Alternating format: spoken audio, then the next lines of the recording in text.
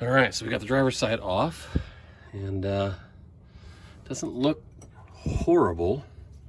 At least all the parts are there. That's good. The drums, I don't know if they can be turned or not. They look reasonable, so I'll drop them off at the brake shop and see what they can do with them.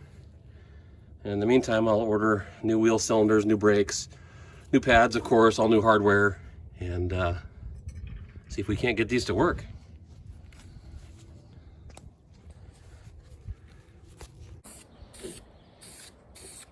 Brake drums are fresh back from being turned. Plenty of meat left, so that's cool. Rhino's giving them a fresh coat of VHT flat black, and then we're gonna pull the rear axle apart and start rebuilding brakes.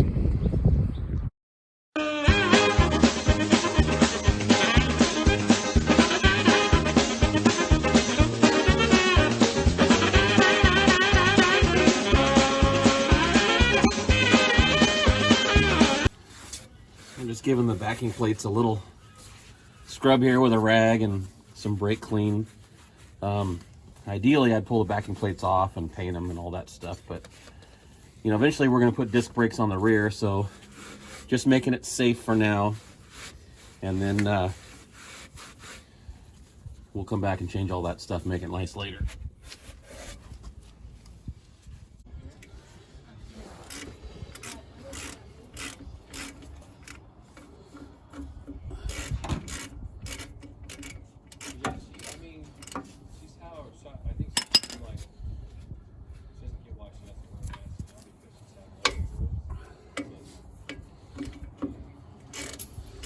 All right, so we're pulling the right rear wheel cylinder out. We're basically replacing every single part except for the backing plate. We are reusing some of the stamped steel pieces, but new shoes, new springs, all new hardware. Everything's gonna be brand new. And we're gonna just blow out the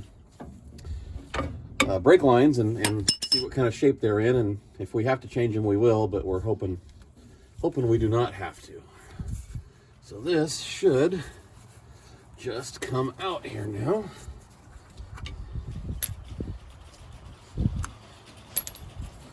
There we go. All right, just like that.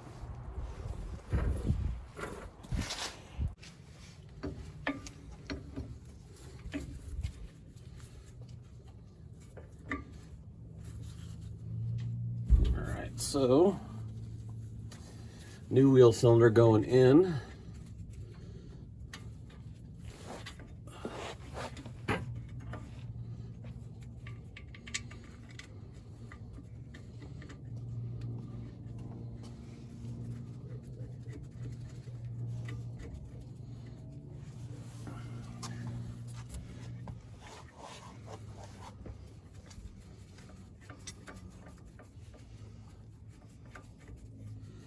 All right, that's that.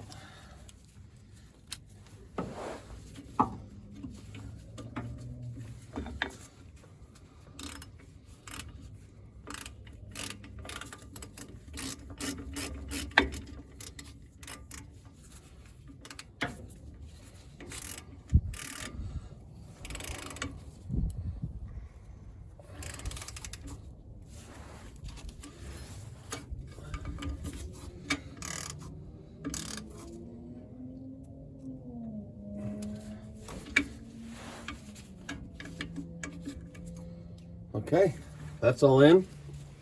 So the brakes can go back together now.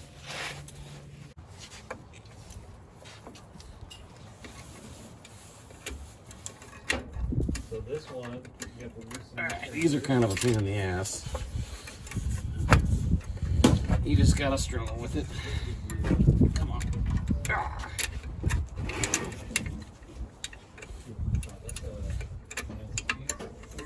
There we go. Alright. So now it's just springs up here, e-brake cable, and then the adjuster and a spring down here, and it's done. So new shoes, new wheel cylinder, use the old spreader bar, and then obviously new hardware here. Alright, so this is the guide for the emergency brake cable. And that snaps in there. Then this spring goes in there. Alright, and then this retainer goes there. And then the emergency brake cable goes there. Now if everything goes right, I can stretch this spring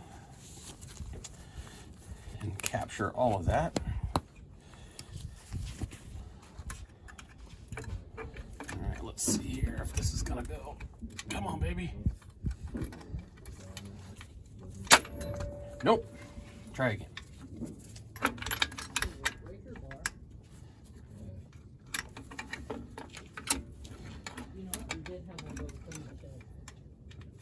There we go.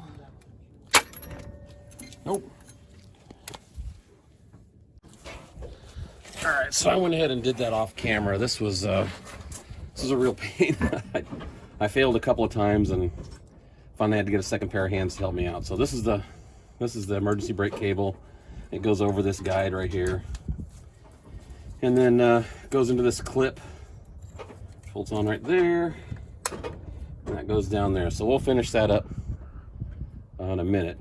So for now, get this other spring on, which goes. Is it this one or is it the other one? Actually, I think it's this one. Yeah, it's this one.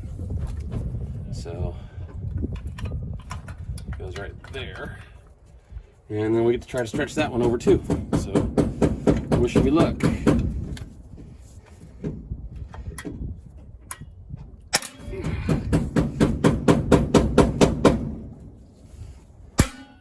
All right, well, that one went on easy, but you can see my spreader came out.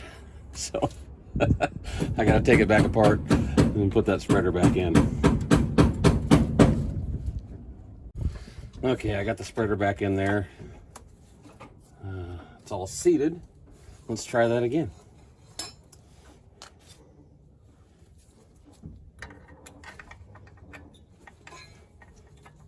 Of course, it went in easy last time. I'm sure it'll fight me this time.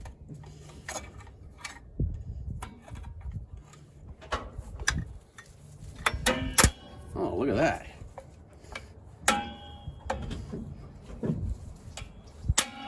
Nice. Okay. Good. All right. Top side's done. Now we got to come down underneath here and put the adjuster in, which is pretty simple. And then one more spring. And then this is done. So let me change the camera angle and you can see it. All right. So let's see. This spring has got to go in there. Like so.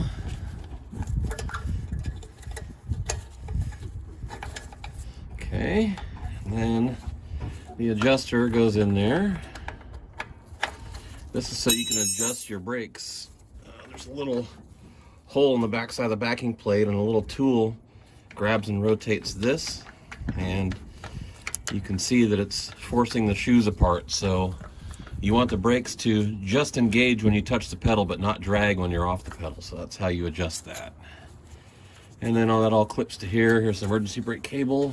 Make sure we're back over the guide. That snaps in there. That goes in there. Now we get to stretch this spring right there and get it over this. So let's see if we can make it happen.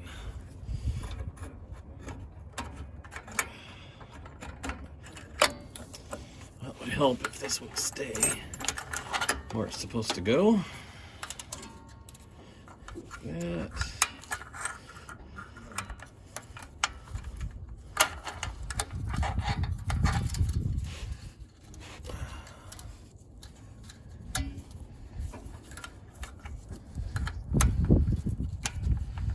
this little tab right here rubs on the adjuster so that it doesn't move while you're driving or using it, and it only moves, you can hear it clicking when this spring is set.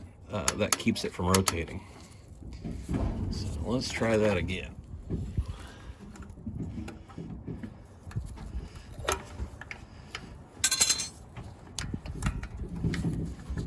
You can see you need 3 hands to do this.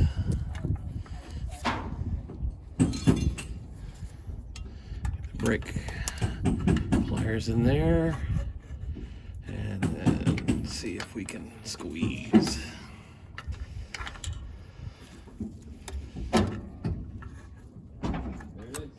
No, okay, well, I'm gonna need another pair of hands to do this, so I'm gonna have to shut the camera off and get some help. Rhino. Yes. All right, so Ryan came over and gave me a hand, and there's not much room in there, so not much to film, but now you can see that spring hooked up to the adjuster, and looks like we're good to go. Double check all the springs are on how they're supposed to be. All right, we're gonna call that done. All right, so that's all done. We had our brake drums turned. You can see they're all nice and pretty on the inside. And Ryan spray painted the drums. They rust pretty easily, so this is not gonna do a whole lot, but at least it'll help. So, put this back on there. All right, here we go.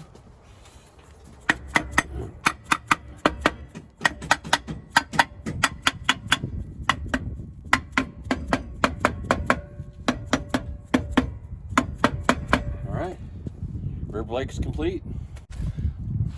All right, while I've been back working on the brakes, Ryan and Uncle Kenny is here helping us out. Hey, hey. So what have you guys been doing?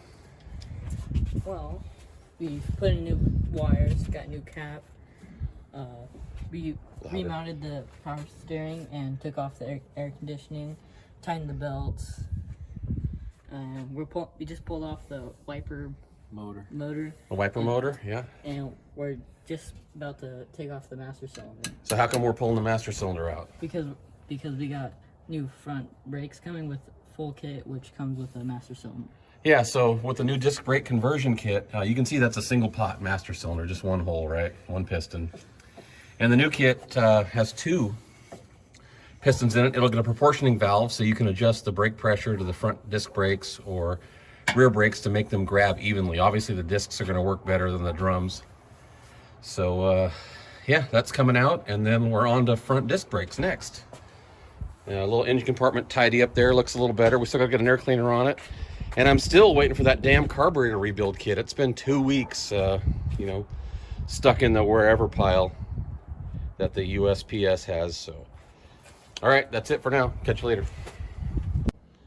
So just catch that first, and then I'll have you put pressure on it. Then I'll release this, and then you can pull the whole thing out. So, are you? Yep, that's it. Perfect. All right, so we're ready to pull the master cylinder out. You ready? These guys have been working on this for a while. Right to the ground, just like you planned. All right, pins out. And then you got the pressure. Yep, you holding it, Rhino? Yep. Push it in a little bit. A little bit more. There you go. All right. That's all yours. Lift her out. All right, look at that. Yeah. It's a Downtown. nice job. One of our taillights was broken, so I went ahead and ordered a couple of new ones. Well, new to us anyway. They're used, but they're in really good shape.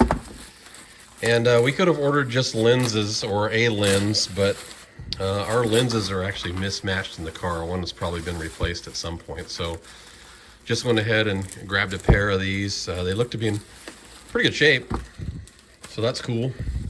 And as soon as Rhino gets this one open, we are going to go install them. Got one out. This was the broken one. Let's see. You know, it's seen better days. So it's just 4 nuts on the backside, so not terribly difficult to get out. Ryan's working on this one over here. And one thing I do like is our new bezels, the black in our new bezels is much better shape. So that'll look nicer, and these lenses are pretty chalked out too. The new ones should dress it up a little bit. Let's see if we can see Rhino in action here. You want me to hold the light for you? You got it.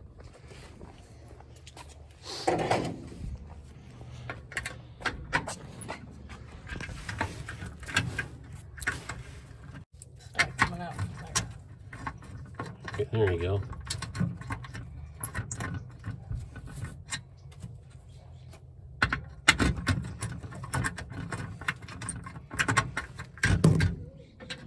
So put your hand behind it and give it a little push.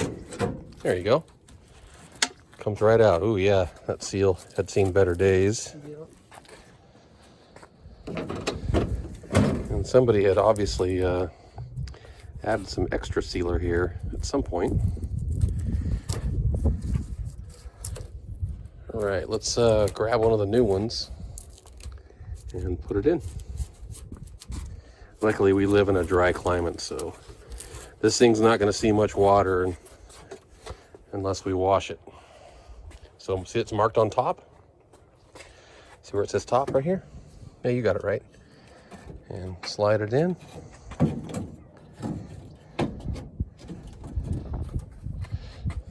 All right, let me help you fit the seal a little bit. All right, we got some new tail light gaskets here. The old ones were pretty bad, so fortunately we found these pre-production ones, and it looks like they fit pretty good. So that all fits in there pretty nice and tight. Okay, let's go stick it in. All right, we got one side partially in.